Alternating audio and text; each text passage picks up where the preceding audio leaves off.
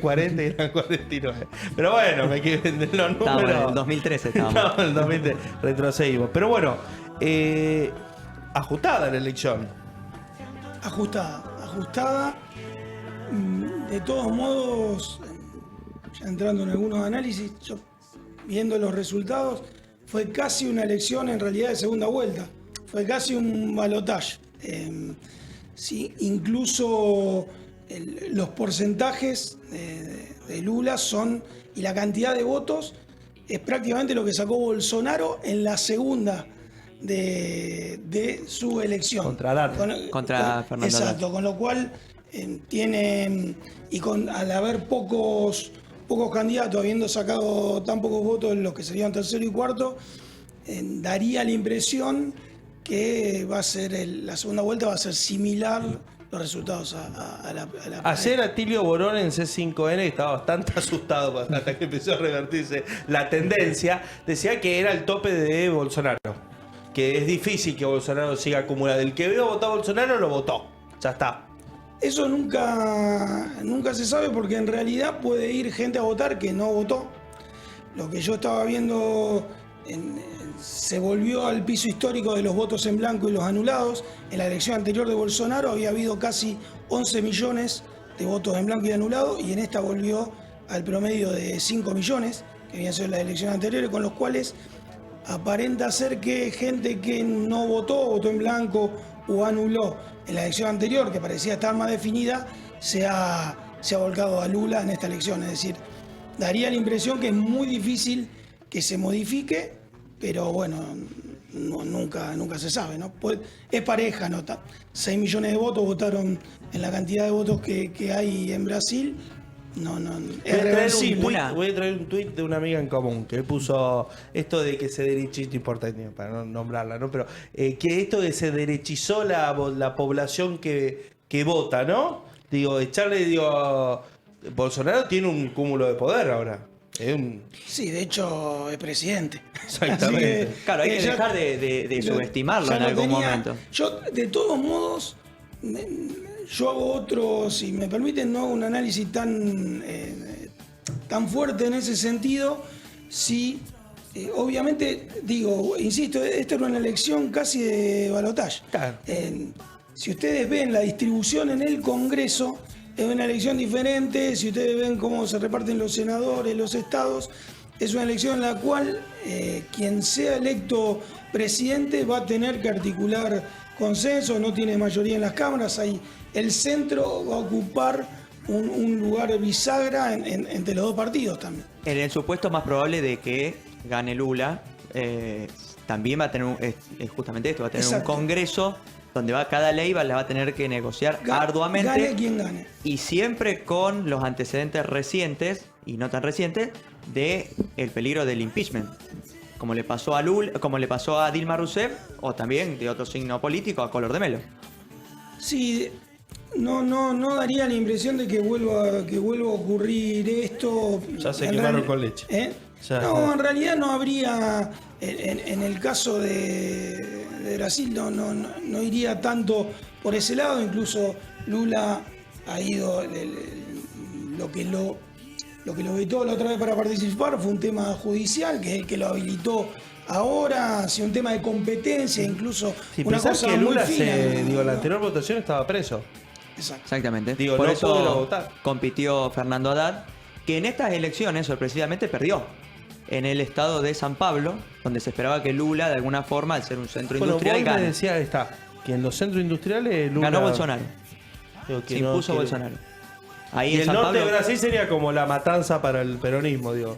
y en Sí. estados, sí, en Bahía, por ejemplo, llevaba el 69% Lula, ¿no? Contra el 25%. Igual 3 de febrero.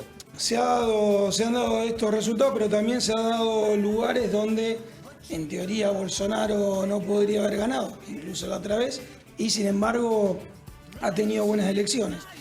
De todos modos, lo que me parece que hay una polarización en lo discursivo, porque el tema del balotaje, el tema del mano a mano final de la segunda vuelta te obliga a exacerbar rasgos, diríamos, mientras que cuando en la parte que se vota por estado, diputados, senadores, hay una dispersión diferente, es decir, se vota con otra lógica. Me da la impresión que a presidente se anticipó, también había, en función de las encuestas, que otra vez de alguna manera fallaron un poco,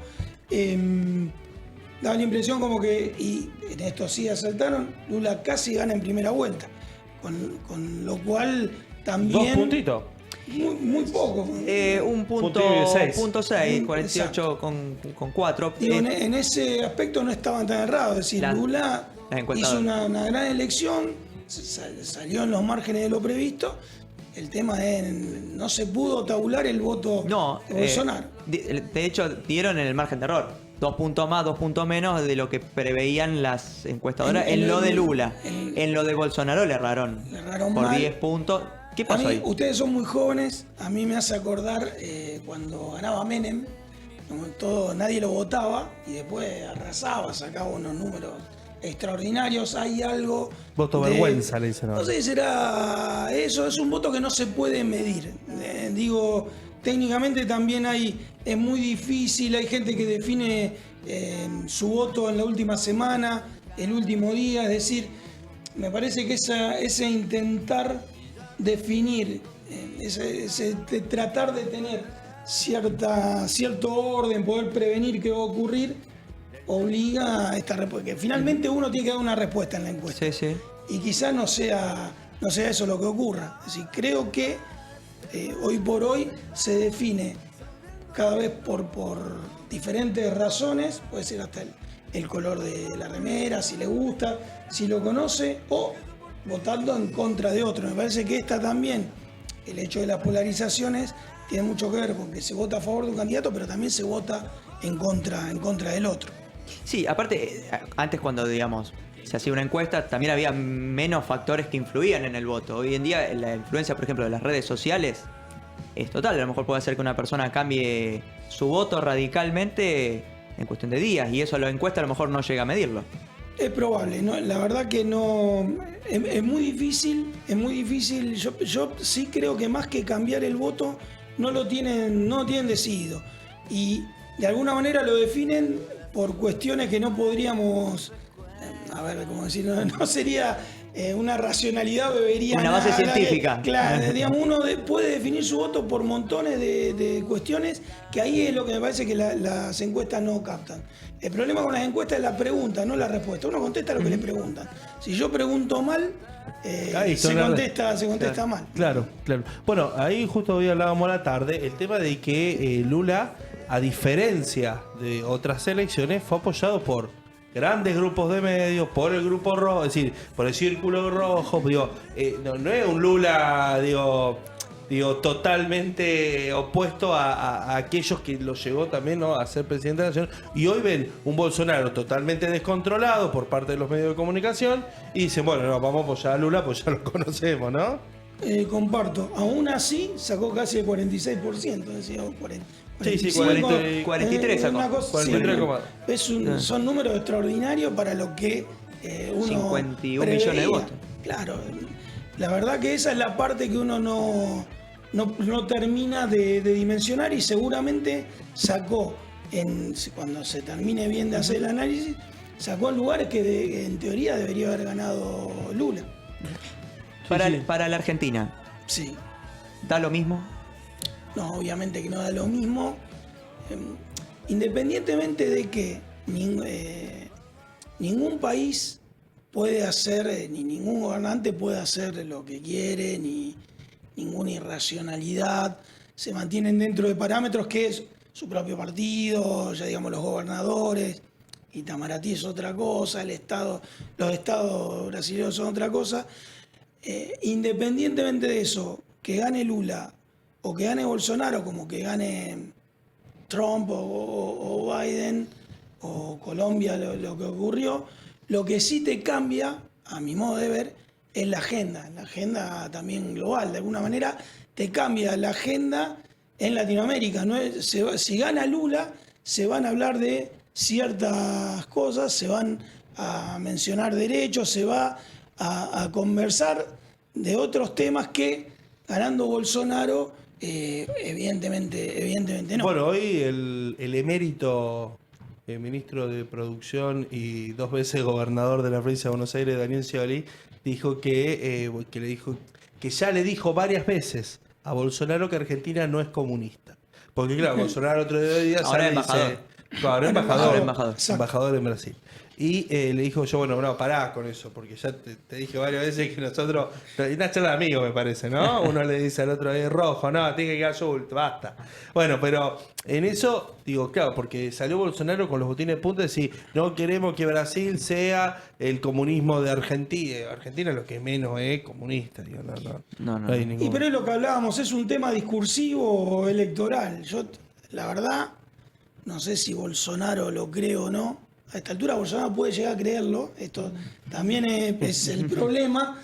Esto es lo grave, puede llegar a creerlo como no y usarlo discursivamente. Cualquiera de las dos cosas son horribles, digamos, porque habla en un caso de un desconocimiento absoluto de otro país, en otro caso habla de una mala leche atómica en términos académicos. Y esto es lo que te digo del tema de agenda. Una persona que a algún país que intenta potenciar ciertos derechos o tiene ciertas posturas con respecto al Estado, te trata de comunista. O sea, no olvidemos Bolsonaro, cómo ha trabajado con la pandemia, qué ha ocurrido Maricas. con Brasil. Sí. Y con maricas aquello que no soportaba el tema de la pandemia. Exacto, no olvidemos que es un militar, digamos, tiene una Militar, lógica. sí. Bajo rango, Sí, no, no es un Con general respecto a de eso- brigada o de no, división. por supuesto, la verdad que en su primer Cocinero. momento cuando apareció era alguien absolutamente irracional, que es una cosa absolutamente impensable, dicho bien esto, ¿no? Que una persona como Bolsonaro pudiera gobernar Brasil, fundamentalmente por preparación, historia, nada. Y finalmente llegó, eso es lo que hay que, para mí de todo esto es lo que más hay que tener en cuenta, no hay que subestimar a nadie y sobre todo, esto ya es opinión absolutamente personal, también deberíamos hacer, quienes participamos de la política o quienes estamos fundamentalmente del lado del progresismo, hacer una profunda autocrítica, porque el hecho de que los Bolsonaro, ciertas personas como Bolsonaro, tengan el caudal de votos que tienen, es también porque hay un fracaso de la política y algo mal que se está haciendo. Habrá que analizar qué, no es lineal tampoco, pero de alguna manera este polarizar ficticio también hace de parte de Bolsonaro, y seguramente Lula habrá dicho alguna cosa de alguien que lo apoya a Bolsonaro que no es tan cercana a la realidad. En esto de polarizar, obviamente uno se convierte en el peor enemigo del otro, aunque, insisto, esto cuando terminan las elecciones es otra cosa. Bueno, hoy el pretor Pichetto dijo no hay lugar para las terceras vías. Digo, en las próximas elecciones en Argentina son 2 fórmulas, Macri y Cristina, si ya dijo los candidatos, él puso todo, la lista, los candidatos, armó todo. Sí. Pero digo, y acá no hubo lugar para la tercera fuerza en Brasil, 4%, 2,1%. Es que en realidad 4,2. 4,2. Tengo una amiga que vive acá, ¿Que vivía. la votó a ella? que- A la 4,2 me A la parece. 4,2. ¿Y No, vos me decís dijo, que vota a no, Lula? nosotros ¿Qué estamos- haciendo, Luciana? ¿Y ahora Estamos qué- con y ahora qué va a Simón hacer? Tebet, me dijo. ¿Y ahora qué va a hacer? Y no, ahora Lula. Está... Obviamente, Lula. Dicen que es próxima ministra. Ahí, es más, dicen en una de las charlas, Lula dijo, ¿cómo le va a mi ministra? Sí. Bueno, Ciro Gómez, que salió cuarto y pronosticaban que iba a sacar 10%, Algunos votaron. sacó 3 y fue ministro de Lula también. O Eso sea, se que- fue todo a Lula. El voto útil, tratando de que Lula ganara en primera vuelta. Había un cuestionamiento también, porque nos bajó la candidatura, porque 3% es prácticamente Evidentemente. testimonial, que son los votos que a lo mejor le faltaron a Lula para Entre ganar. el 4,2 y el Y el 3% son 7. ahí Si va. iban 50-50 para no generar inconso, Lula ganaba tranquilamente. Exacto. Ese es altamente probable. Después Soraya Stropnique sacó 600.000 votos. Nada. Pero después... Simón, de la tercera. Sí, Bueno, sí, sí. sí. fue claramente polarizada la elección. Muy, Arriba muy, del muy 90%. polarizada, pero a ver, esto también es algo... Tampoco es un fenómeno tan nuevo. A ver, nosotros, yo me acuerdo, se hablaba del bipartidismo, siempre tratando de romper el bipartidismo, por ejemplo, en Argentina. Brade no ¿Cuáles operó eran en la campaña, los partidos que emergían? De alguna manera, el hecho del presidencialismo también hace que vos tenés una sola bala.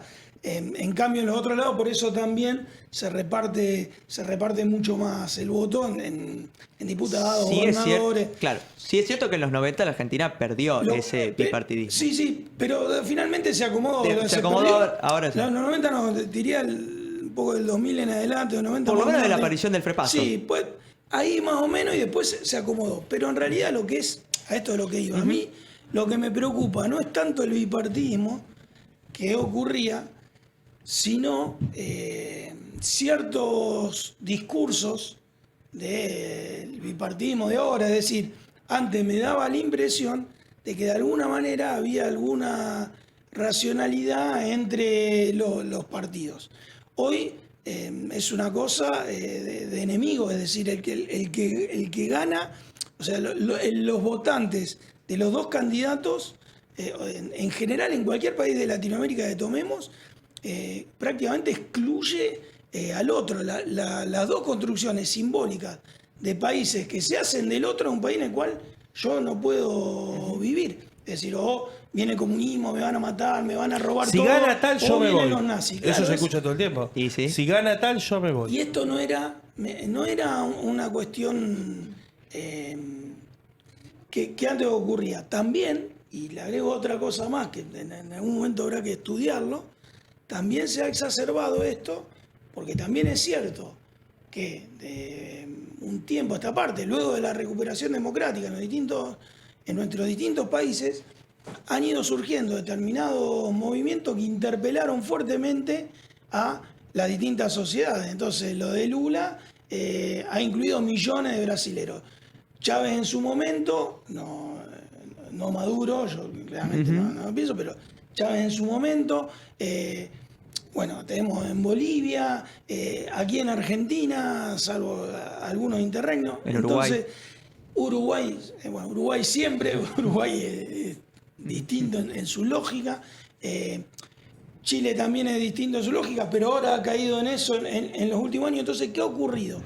Ha ocurrido que han ganado gobiernos que han tenido ampliaciones de derechos, han incluido, y eso también ha generado una defensa. Entonces, de alguna manera, lo que no se ha podido salir es de esa violencia, esa polarización extrema que quiere eliminar al otro. Es decir, me parece que el vuelto de la derecha ha sido fuertísimo con respecto a todo eso. Si te vas unos años atrás, esto empieza con Paraguay, Claro. ¿Sí? sigue con Honduras, y después, o sea, donde pudieron hicieron un golpe de Estado, donde no pudieron hicieron lo que pudieron. Sí, el impeachment. Impeachment. ¿Cómo hablan en inglés usted? ¿Qué calidad? No, Bueno, no, Alejandro, yo lo siempre escuché. te mando y te respondo la historia. El tema es Sopedor. Hay, Sí, hay un trabajo ahí sí. de vedor. Sí. ¿Cómo es eso? Pues yo me he sorprendido. Me gusta. No, en general, en las organizaciones, no sé, la Unión Europea, la OEA, el Centro Carter, determinados observan elecciones. En general son invitados por las cancillerías de los países y luego arman determinadas misiones electorales. Yo suelo ir invitado ya desde hace un tiempo. Yo he trabajado en el extranjero, he ido en Guatemala con temas de elecciones, trabajando en el Tribunal Supremo Electoral, y luego he estado en misiones en casi todos los países de América. Ahora, en la última Brasil no fui, porque no domino el portugués de una manera. Vos tenés que hablar con ministros, con candidatos a presidente, con embajadores, tenés que tener un No vale un portuñol. No vale un portuñol, no vale el portugués de vacaciones.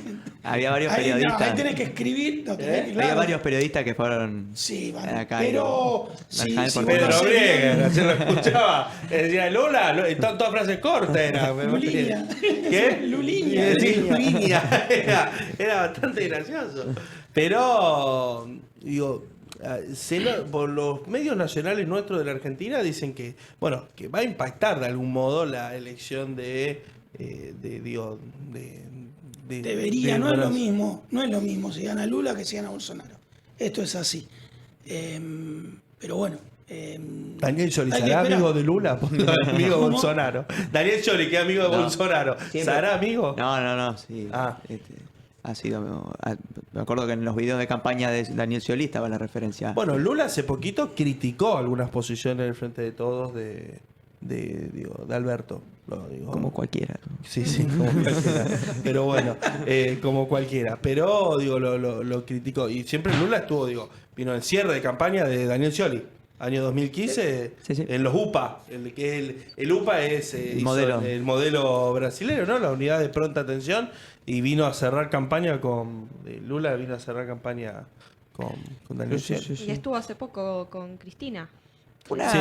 una jornada. reflexión que escuchaba ayer. Lula, doctor honoris causa de nuestra Exacto, universidad. eso también iba a decir. Lula Que- es doctor honoris causa de nuestra universidad. Una reflexión que escuchaba ayer de Natalia Salvo.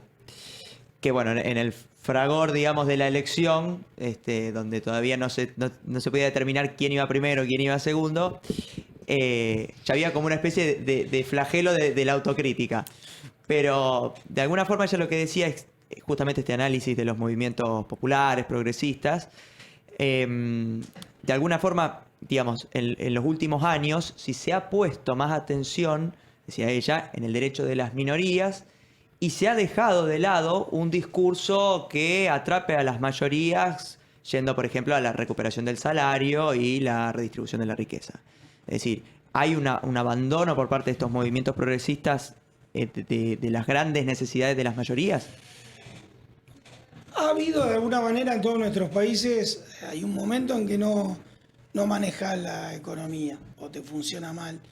Y el final, en el final del día, el mayor castigo es ese. Si vos no tenés para comer, no podés pagar el alquiler. Quiero creer que no ha sido una cuestión